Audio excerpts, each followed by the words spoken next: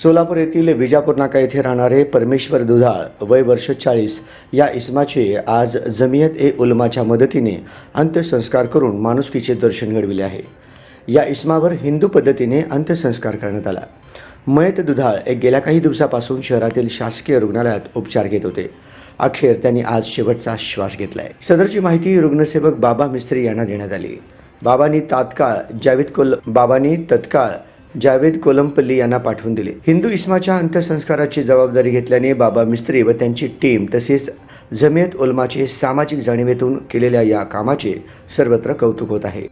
जावेद भैयाला केलते फोन, त्यांनी आले, मयत केले, आले, त्यांनी मदत केली मला। त्यांचे धन्यवाद। बाबू मिस्त्री त्यांची पत्नी आहे, मी बायको आहे त्यांची। तुझं नाव काय? संजू परमेश्वर दुधाळ त्यांचा मुलगा मी वारलेला काय त्याने मला गोरगरिबांसाठी त्यांनी वेळेवर माझ्यासाठी मी त्यांना कॉल केल्या बाबा मिस्त्रीने त्यांनी लगेच जावेद भाईला पाठवून दिली शिवीरमध्ये। डायरेक्ट त्याने मशानभूमीमध्ये माझी वडिलांची बॉडीकडे घेऊन आले लगेच अंत्यसंस्कारासाठी। याच्याबद्दल धन्यवाद।